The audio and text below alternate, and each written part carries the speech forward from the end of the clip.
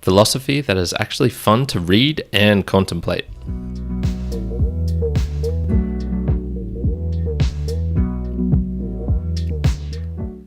Welcome everyone to another round of the Mere Mortals book reviews. I'm your host here, Kyron, coming at you on the 18th of July 2024. And as you might surmise, this is the book reviews podcast where I judge all of you for your quality. No, I do not do that, but we did have a bit of this going on in today's book, which is Lila, an Inquiry into Morals by Robert M. Pirsig. So this book was published in 1991, 409 pages in length. I think it probably took me about 10 hours to get through in total. It is very readable because it's philosophy wrapped up into a story, but it also is pretty dense and can take a little bit of a while to get to. Now, last review, I talked about a political book with a wrapping of a story behind it, this being The Iron Heel by Jack London. Today's is very similar, except that it alternates between straight-up philosophy rather than political ideology, perhaps. But it also has this wrapping up of a story to try and convey this message that the author wanted to get across. Now, we have heard of Robert M. Pirsig on this book reviews channel before because one did a book review of Zen and the Art of Motorcycle Maintenance about a year ago. I think it was 10 months ago. I've also read that book before, so coming into this, I kind of knew what to expect. And as it's a sequel, we follow Phaedrus, I'm not sure how to pronounce that, this time as he's sailing to New York and then hopefully heading on to Florida. So he's on his boat and he's going down. Maybe it's the Hudson River. I'm not too sure which river that is. And he meets this intriguing lady, middle-aged lady called Lila at a random bar. And basically she joins him on his boat and they sail to New York and then have wacky and zany adventures. And throughout all of this, he's talking about, does Lila have quality? And we see that, he's it's kind of like a sitcom setup. He's an intellectual philosopher. She's an emotional wildcat. Things will go crazy. And so we actually do see a little bit of craziness, and craziness being the word of note there, because there is a mixture. This time, if you remember the previous book, that Phaedrus was the one who was going a little bit wacky, a little bit insane. This time he is the sane one, and instead Lila is having a bit of a breakdown. Now, what he does is, within his philosophical sections, is he expands upon this metaphysics of quality, which is what he talked about last time, and in particular differentiating this and giving more concrete examples of what he believes is quality and how quality can be used as a framework to kind of view the world and everything that we live in. So pretty much story-wise, it's got sections of the mundanity of boat repair, of getting groceries and things like that. And then the next chapter, you might have something like an inquiry into the deepest, hardest portions of what is actually going on around the world. So I think that's a pretty good introduction for us. Let's jump into some of the themes. So what is quality? Well, I'm just going to give a little quick recap on this because we might need it from the last book. Quality is essentially something like the Tao, the way, it's the path. And so it defies an easy explanation. It is kind of this underlying force which can't be measured, can't be defined. And it's the idea, I guess, the pushing thing that creates ideas, experience, life, basically everything. So his idea is of quality is this deep-rooted thing which is hard to define. Now, this is rather vague, and the book Art and Zen and the Art of Motorcycle Maintenance, he touches upon not just quality, but also Zen, Buddhism practices, insanity, things like that. But that was his way to introduce what is quality, at least the concept of it, and it focused much more on the kind of Zen type of things, the Tao. This time, one of the characters in this book, actually Rigel, actually digs into a bit of Phaedrus and says, like, this makes no sense. Like you can't just say it's undefinable and leave it at that, and then brush off your hands and walk away. So instead, what he tries to do is he begins to explain this method of making this more concrete. And he's got two ways of dividing this up. He's got static, patterned quality, and then this dynamic unpatterned quality. And if you look on your screen now, you'll see a way that I've tried to draw this up. I've kind of taken portions of this from another resource that I found online. But essentially what we'll see is there's that static quality, and we'll start with that, has 4 components. There's inorganic, biological, social, and intellectual. So we see right at the start of the universe, there was only the inorganic. These are just the building blocks of life. And so we kind of see how these stack on top of each other, and they're leading towards somewhere. It does have an evolutionary type of push to it. And you would say that quality in general is what is the thing that is pushing this. Quality might even be another, a synonym might be evolutionary force or something like this. And we see that these kind of stack on top of each other. So what are some examples of this? Well, we could have, carbon stacking to form diamonds, and gravity being used to form rocks and planets. So we're seeing, okay, out of the entropy, we're starting to get some actual physical things which are of a higher order than perhaps they were at the very start of the universe. We then have the biological on top of this. So this is when we have life being formed, perhaps by replicating cells and more complex organic molecules being formed, sort of, photosynthesis and things like this. We then see, okay, once we've got to this level and we can start to have animals and things like this, we have the social. So this would be things like sex and mating rituals, and, the peacocks with its flumes, and humans with doing whatever human things that we do to attract the opposite sex. And then finally, we have on top of this intellectual, and this is where we can have how we can create ideas on how to manipulate our environment and our own behavior. So not just being at the whims of the inorganic, biological, and social, we can actually start to manipulate what we actually do as well.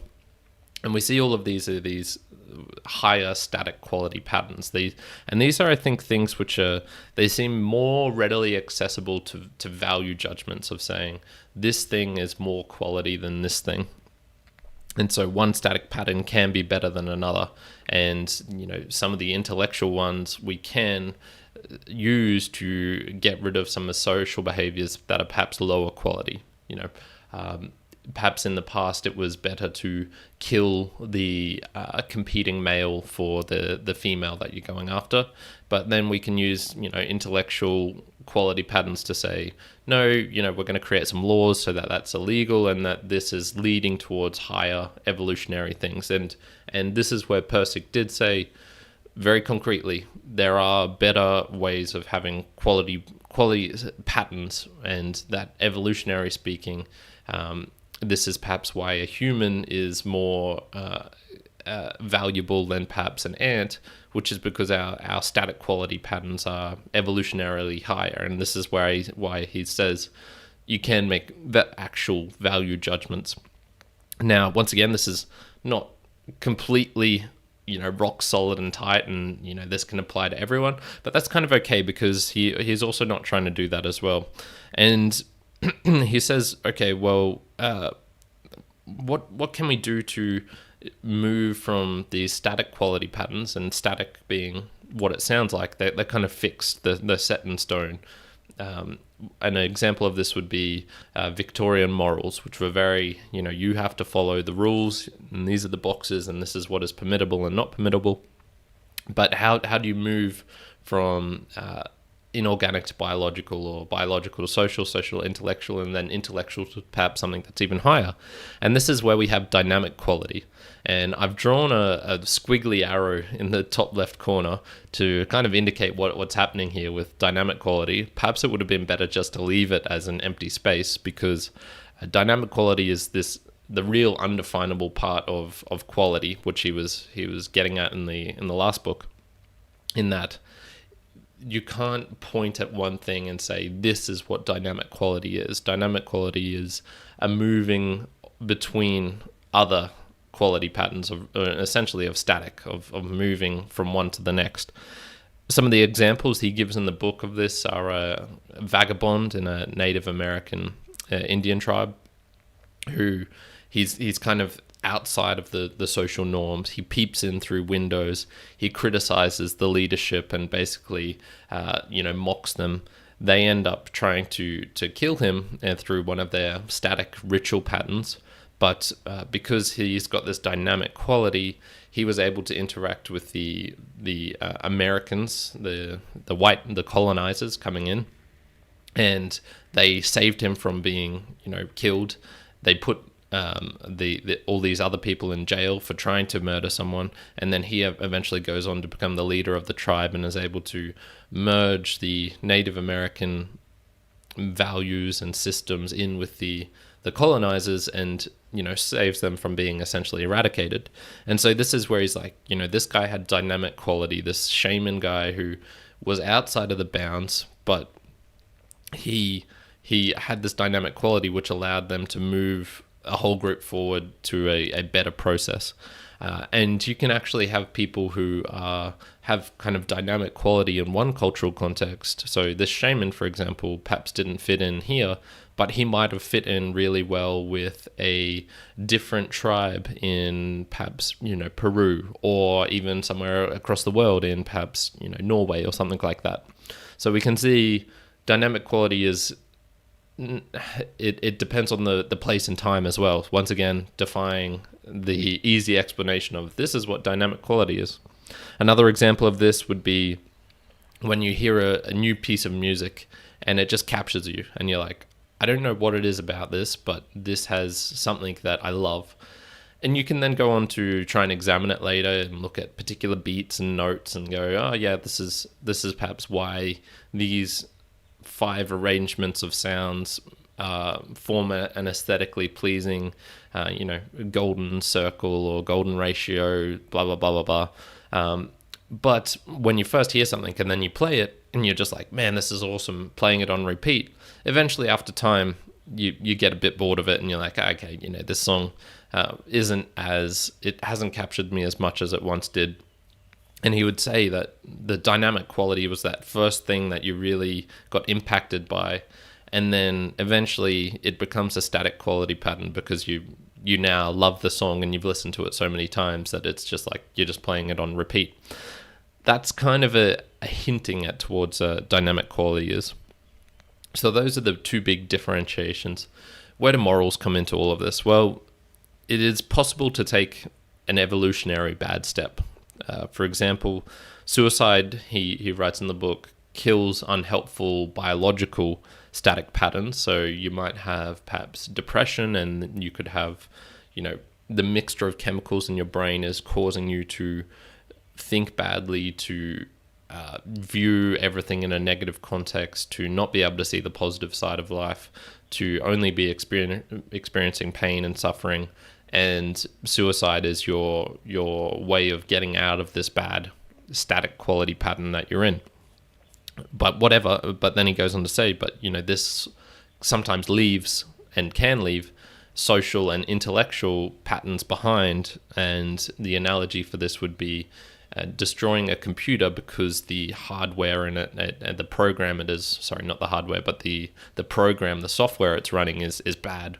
Well, it would be better to eliminate the software that's running bad and still leave the hardware intact. This, of course, being the hardware, the human body, and the software is the negative thought patterns that are going in, the connections in the brain that are leading you to the outcome that suicide is the best option. And of course, suicide eventually leaves a lot of negative things for your families that's left behind, for loved ones and things like this.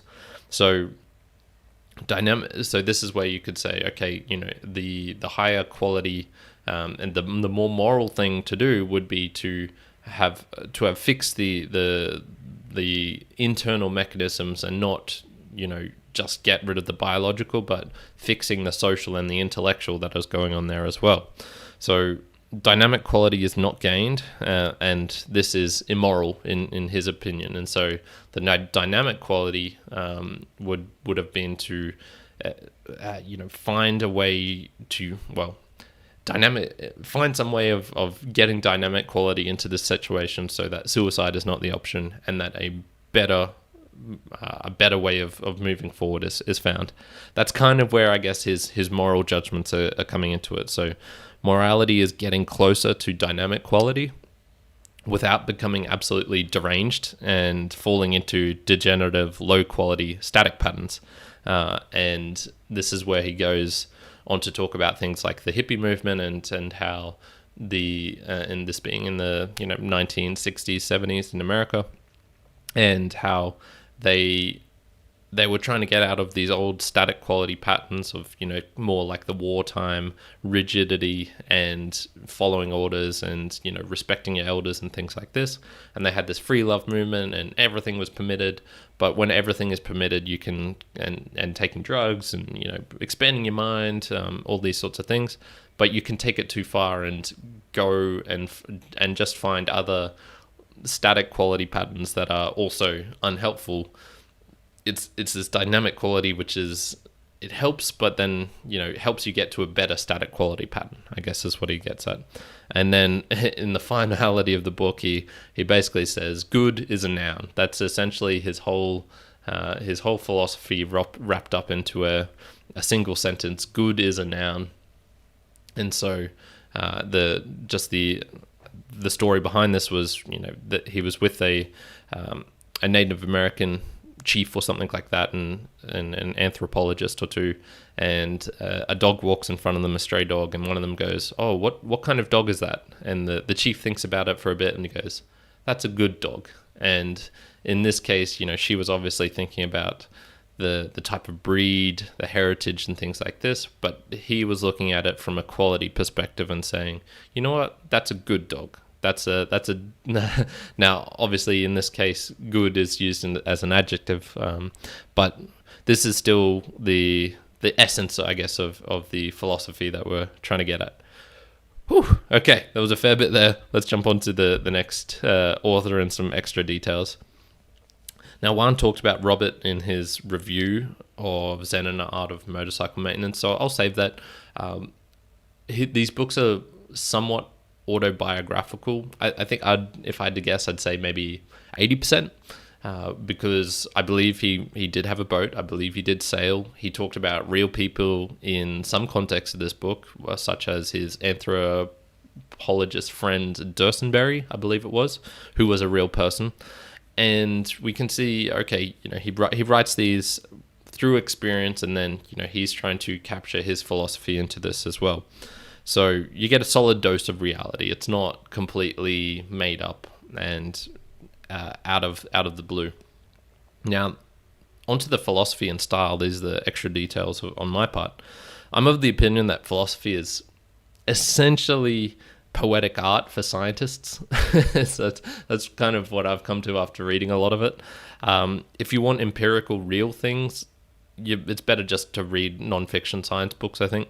And me personally, I would, if I had to distinguish them, I would largely put philosophy into the fiction side of the bookshelves. This differs from claiming any objectivity because he somewhat rejects the notion of splitting the world into objective and subjective. He talks about this a lot. So for me, this is probably one of the better philosophy books because you'll read this, and despite the apparent paradox of trying to prove his philosophy and his ideas, I think he does a decent job of it. And so it's not just, here's my ideas on metaphysics of quality.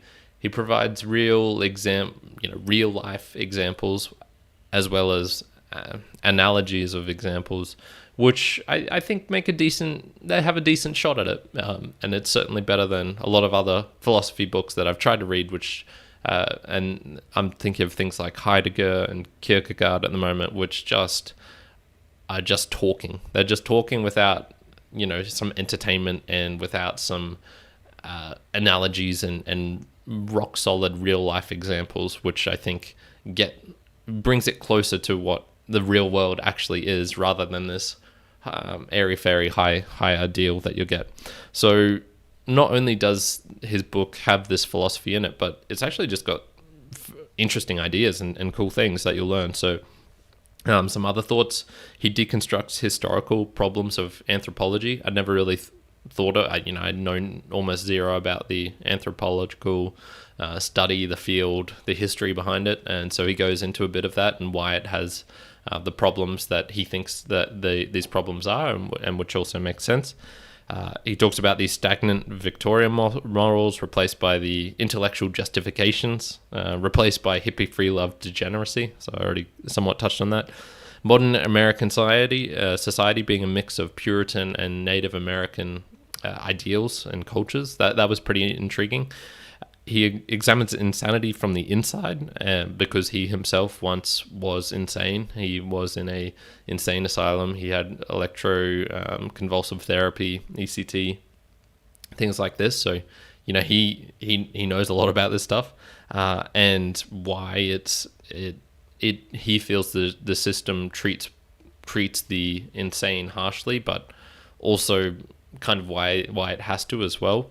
And also compares insanity to religious mysticism and getting on about why both of these can have an aspect of dynamic quality to them. And then also discussing William James' pragmatism and why he himself didn't like that branch of philosophy and then somewhat came around to it. So actually on this, he's got this thing called philosophagists, which are basically people who critique philosophy. And you'll find this in all sorts of other branches of art as well. There's the literature, I guess you could call me one of these because I do book reviews and I'm not writing books myself. There's people who deconstruct art and why art is important rather than the artist who just actually creates it. Basically just people who critique other people's stuff. And what he was saying is that a lot of them put the cart before the horse. And it's better to do this the other way around, especially when it comes to reading philosophers. And once you've already come to an understanding of the world, that is when it's a better time to come and read philosophy. And it was the first time I'd heard this way of framing things, because you'd think, okay, if you want to be philosophical or you're interested in it, it's better to go read them and then examine their thoughts and apply it to how you see the world. Whereas he's saying no, it's better to create your own philosophy and then come in and read them, and then you'll have a lens for seeing if they're full of shit or not, if the things that they make sense or not. And for me, I think that makes 100% sense. And well then, Kyron, how do you go about creating your own philosophy? This is where it's just doing all the things in life that you do. Try new experiences, fall in love, get your heart broken, examine your own thoughts, meditate, try different things, try the things you hate, try the things you love. All of these sorts of things, I think, can give you a philosophical way of understanding the world, and then you can see how other people understand the world afterwards. And I think that's a better way of doing it. Put the horse before the cart. So that was probably one of the biggest takeaways I took from this book, which was, you know what, I've kind of believed that for a fairly long time, to be honest, that everyone needs to come up with their own philosophy on how they view life, because they're individuals and their consciousness is different from everyone else's. So let's jump into the summary, similar books, recommendations. It makes sense in doses, but I did get lost in this book. One also had the same comment from Zen and the other motorcycle maintenance. This could just be because Robert is a very smart guy, at least like IQ wise, or at least he has passed away. But the reading experience was largely fun, which makes a big difference into whether I'm going to finish a book on philosophy or not. So I didn't get any of the frustrations I normally encounter with it, despite there being some parts where I'm like, okay, this is getting a little bit deep. I'm getting a little bit lost here. I also didn't have to approach it like a university degree where I would spend 1 week on one chapter of the book, reading it over, examining it, looking up definitions of words or things like that. No, it's a book you can just read. So I'll put this down to the intriguing style of narrative mixed with the monologues and breaking up the dryness just with various topics and giving real world examples. It's philosophy, but a fun version of it. So there's a weird rating in that, normally I would give a book like this, if it was on a different topic, perhaps, the actual experience of reading it, the quality of reading this book, I would say it was probably closer to like a 6.5 or a 7. The story was okay, but it wasn't like mind blowing. But in terms of just all the little tidbits I got out of it, the thoughts, the themes, the topics, I came out of this and I'm like, that was a great book. I really, really enjoyed this. So overall, I'm going to give Robert M. Pirsig's Lila, an inquiry into morals, 8.5 out of 10. It was a good book. Try and put in the noun on good there. So yeah, highly recommended. One mentioned this in his review, but I already talked about the abstract IQ abilities and things. So I would say it probably needs to be read shortly after Zen and the Art of Motorcycle Maintenance. That's probably the only thing, because it is the sequel, so he's expanding upon what quality is. And I read Zen and the Art of Motorcycle Maintenance about 10 years ago, so maybe even more. Yeah, it was probably like 12 years ago. So getting into this again took a little bit of time, like, okay, what did he mean by quality again, what, that sort of thing. So I would definitely recommend reading that before at least doing a refresher, and probably tackling this book in a couple of big afternoons. I read this over in a rather extended period of time. It was probably a month and a half, maybe even 2 months. I would suggest trying to shorten that down and read it a bit quicker than that is probably the only other suggestion I'd have. So that is it for today. Thank you everyone for joining in. This is a value for value podcast, which basically means I provide all of this value up front for you. You should be able to access this anywhere, anytime, any place in the world. And all that I ask is that you return some value for what you've received from this. So many different ways that you can do this, from the simple, liking, subscribing, commenting on the YouTube channel. If you're on a podcasting app, sharing the episode with a friend that you enjoy. Word of mouth is very, very helpful for these sorts of things. In terms of so that's something you can do time-wise. Talent, if you've got any similar book recommendations, or not even similar, just book recommendations you think I would enjoy or that you would like me to cover, please send them through and I will definitely consider them, depending on the type of book that it is. I usually prefer classics and older books, so if it was published in the last year or two, it's unlikely that I'll get to, but things older than that, I typically want to have a go at, just, no matter the genre. And then finally, if you want to support this podcast monetarily, we do have a PayPal link down below, which I would love to call out for anyone who does help support financially, because this does take some cost to hosting the audio and recording and time and energy and things like that. And there is also the ability to send in a boostergram, which is a payment that you can do directly within the podcasting app. And go to meremortalspodcast.com/support and you can see how you can do that as well. So finalizing this up here, just a reminder, I do like to do these live. I am going to be away for probably the next 4 weeks as I am traveling to the US before I come back to Brazil here. So I know Juan has got 2 book reviews lined up, and hopefully he can do another 2 more if he's up for the challenge. But yeah, I would suggest doing that. I do talk about some things on the screen and stuff like that, so I would suggest using a modern podcasting app. This is one way you can help support the show financially as well. There's a list on them on our website, but some good ones are Fountain, True Fans, Podverse, Podcast Guru. These are pretty rock solid apps that Customatic, that I'd recommend. And then what's coming up? Well, I'm reading a couple of books at the moment. I'm actually, funnily enough, I just started reading last night Nietzsche's Thus Spoke Zarathustra. And it wasn't as bad as I thought it would be, but I'll give it a little bit longer. It's certainly better than Beyond Good and Evil at the moment. I'm reading this Portuguese book here, Jorge Amado's Capitães da Areia. So that is one that I'm also getting through. And at the moment, I I haven't got too much on the go at the moment, but I've got 4 weeks to catch up, so you can bet that I'll be coming back with having read quite a few more. So we'll leave it there. Thank you very much, everyone, for joining in. I do appreciate it. Do hope you're having a fantastic day wherever you are in the world. Ciao for now. Chiron out.